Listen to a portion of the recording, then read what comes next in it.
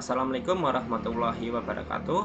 Perkenalkan, nama saya Rahman Bahtiar dengan NIM STI 2023-03484. Pada kesempatan ini saya akan mempresentasikan hasil review paper yang berjudul Model Regresi Logistik dan Jaringan Saraf Tiruan untuk Klasifikasi Mahasiswa Berpotensi Dropout.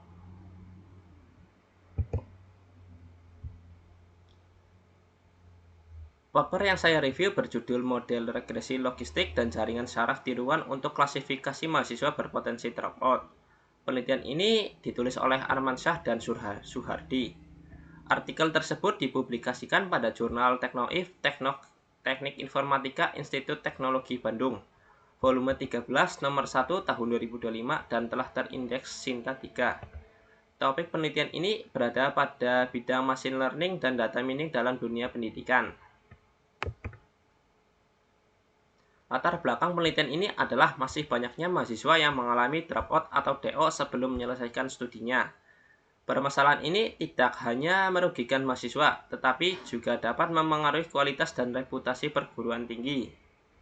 Oleh karena itu, diperlukan suatu sistem yang mampu mendeteksi mahasiswa yang berpotensi mengalami dropout sejak dini. Salah satu cara yang dapat digunakan adalah memanfaatkan metode machine learning untuk melakukan klasifikasi berdasarkan data akademik mahasiswa. Tujuan penelitian ini adalah membandingkan performa dua metode machine learning, yaitu regresi logistik dan jaringan saraf tiruan atau JST. Kedua metode tersebut digunakan untuk mengklasifikasikan mahasiswa ke dalam 5 kategori, yaitu aktif, lulus, potensi dropout, dan dropout.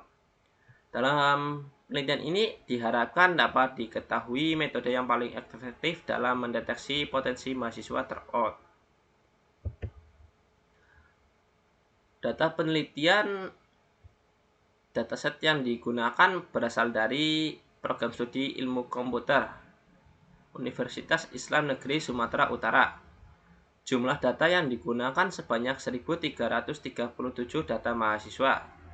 Variabel yang digunakan meliputi tahun masuk, lama studi, IPS, IPK, jumlah SKS per semester, total SKS, dan JKT. Data-data tersebut digunakan sebagai dasar untuk memprediksi status akademik mahasiswa.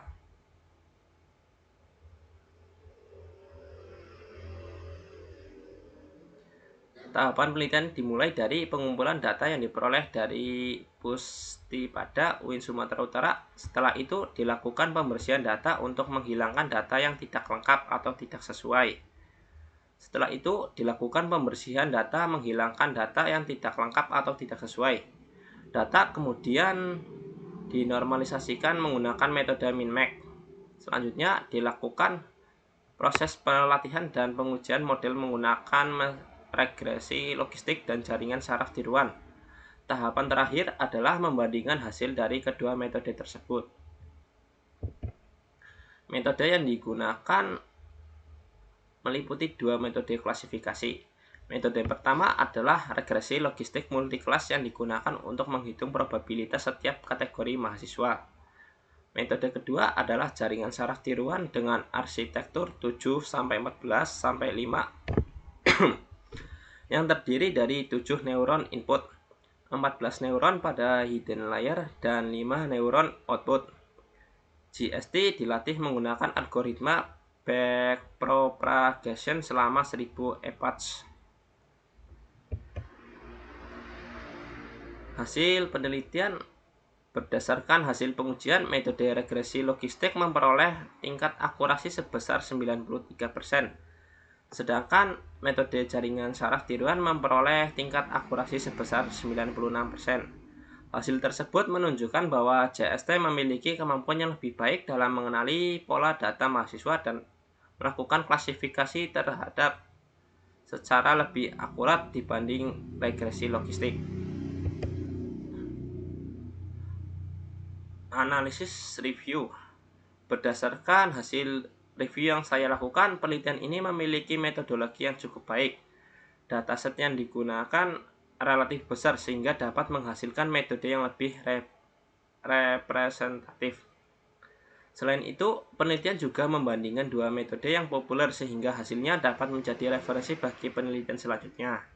Namun, terdapat masalah ketidakseimbangan data pada beberapa kategori mahasiswa sehingga performa model pada kelas minoritas masih dapat ditingkatkan. Kelebihan dan kekurangan.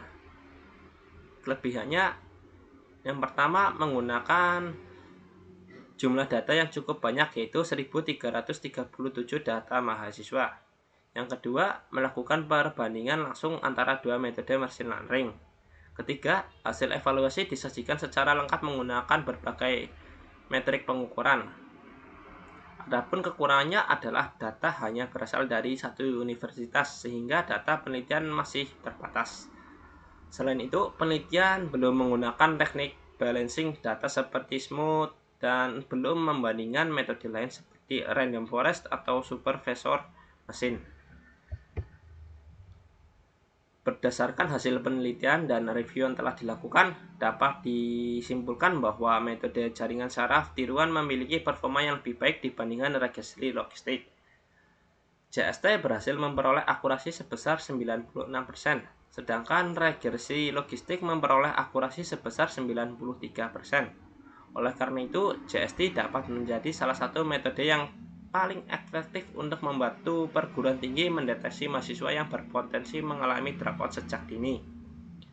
Demikian presentasi yang saya sampaikan. Terima kasih atas perhatian Bapak dosen dan teman-teman sekalian.